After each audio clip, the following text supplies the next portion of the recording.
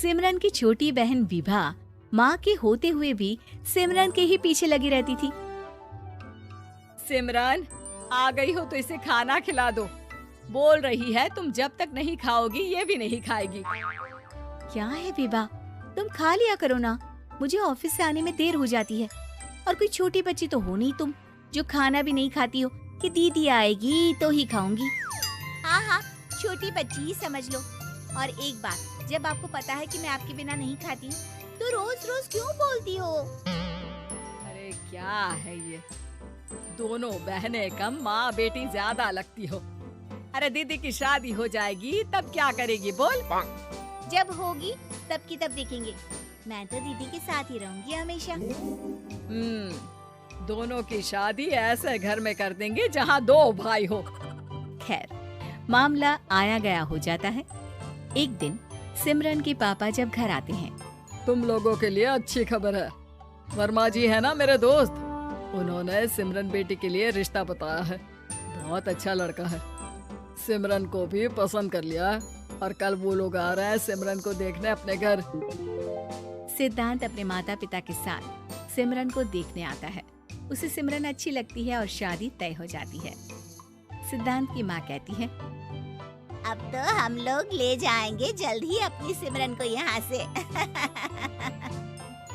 अरे हाँ हाँ, क्यों नहीं, आपकी ही है अब तो हमारी बेटी।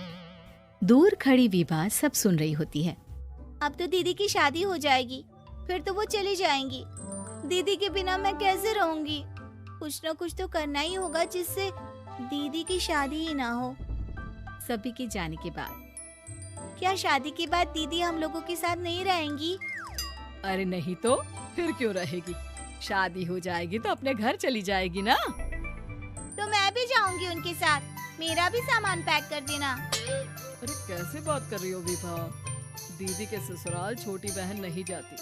हाँ, कभी कभी जाकर मिलाना और रोज फोन पर भी बात कर लेना, ठीक है? नहीं पापा, आप तो जानते हैं मैं दीदी के बिना खाना भी नहीं खाती, ना ही मुझे उनके बिना नींद आती है। सिमरन बहन की बात सुनकर इमोशनल हो जाती है। अगले दिन से विभा खाना खाना छोड़ देती है। लोगों के लाख समझाने के बाद भी विभा ना खाती है ना ही सोती है। अंत में हार मानकर सिमरन सिद्धांत से मिलती है। सिद्धांत, मेरे मम्मी पापा ने बचपन से ही विभा और मुझे साथ रखा। वो मुझसे बहुत जुड़ी है। मुझे उसकी टेंशन रहेगी शादी के बाद, क्योंकि वो मेरे बिना नहीं रह सकती है। अरे ये तो छोटी सी बात है, वो हम लोगों के साथ हमारे घर में रह सकती है। जब उसकी अकल आ जाएगी या वो समझ जाएगी कि तुम्हारा घर वो नहीं बल्कि ये है, तो हम उसे घर छोड़ आएंगे, ठीक है? सिमरन खुश हो जाती है क्योंकि वो यही चाहती थी। वो माँ पिता से बात कर लेती है।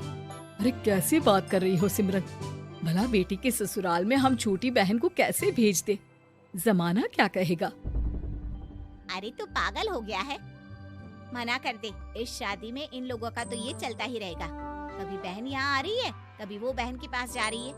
अरे शादी हो रही है, कोई मजाक थोड़ी ना हो रहा है ना बाबा ना। माँ कैसी बात कर रही हो? सिमरन से मैं जुड़ाव महसूस कर रहा हूँ और इतनी सी बात के लिए इतनी अच्छी लड़की को कैसे छोड़ सकता हूँ? सिद्धांत की भी जिद होती है कि वो सिर्फ सिमरन से ही शादी करेगा और होता भी वैसा ही है। सिद्धांत और सिमरन की शादी हो जाती है और दहेज में आ जाती है विभा। शादी के बाद बुआ सास कहती है, अरे माँ ना, साली आधी घर वाली होती है, लेकिन ये क्या, तुम तो उसे घर ही ले आए। तभी चाची कहती है, सिद्धांत को तो हम लोगों ने सीधा समझा था, लेकिन सबसे तेज तो यही निकला।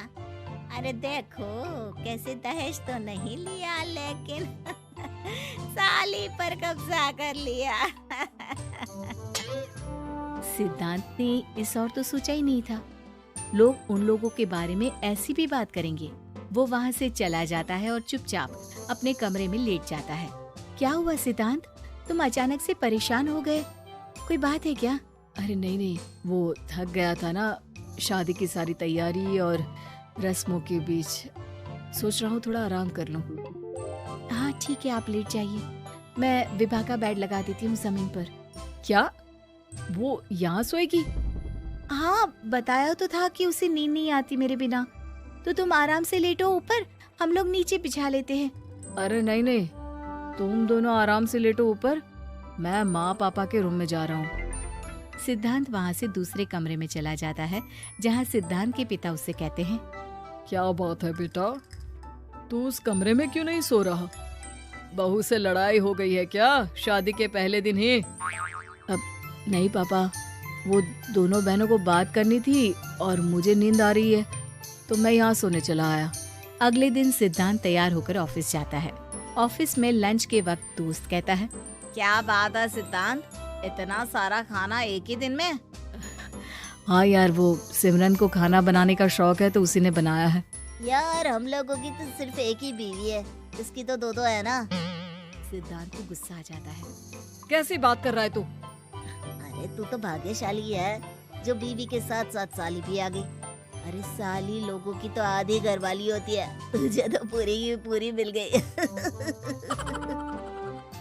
सिद्धांत का पारा अब 7वें आसमान में पहुंच जाता है। वो खड़ा होकर उस लड़के से लड़ने लगता है।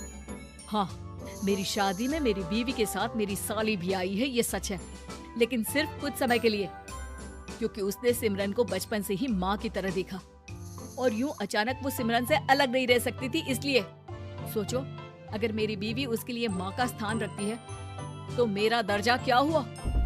तभी वहाँ बॉस आ जाता है। माफ करना सिद्धांत, यहाँ इस मेंटल लेवल के लोग हैं। जरूरी नहीं साली सिर्फ आधी घरवाली ही हो, कभी वो छोटी बहन तो कभी बेटी भी होती है। वेल डन सिद्धांत। सिद्धांत को अब ऑफिस में कोई कुछ नहीं कहता, लेकिन आस पड़ोस का वो तो वही हाल रहता है। सिद्धांत ऑफिस से घर की ओर आ रहा होता है कि रास्ते में उसे अपनी कॉलोनी का दोस्त मिल जाता है। क्या बात है, चेहरे की चमक बता रही है, शादी से बड़ा खुश है तू, क्यों? हाँ यार, अच्छी लड़की और अच्छा परिवार मिलना कहाँ होता है जल्दी आजकल। यार हमें भी दिला देना ऐसा परिवार जहाँ एक के साथ एक फ्री की स्कीम चल रही हो। सिद्धांत को फिर गुस्सा आ जाता है। वो दोस्त को मारने के लिए हाथ उठाता ही है कि वहाँ विभा आ जाती है।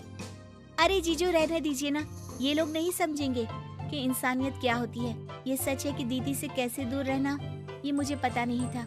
आपने मुझे दीदी के पास रहने का मौका देकर ये समझने का मौका दिया कि लड़की का असली घर उसका ससुराल होता है। मैं समझ चुकी हूँ, मैं जा रही हूँ जीजू, लेकिन मैं खुश हूँ कि आपने मुझे अपनी छोटी बहन समझा। सभी उन लोगों को देखकर ताली बजाने लगते हैं। विभा अपने घर चली जाती है और सिद्धांत खुशी खुशी सिमरन के साथ रहने लगता है।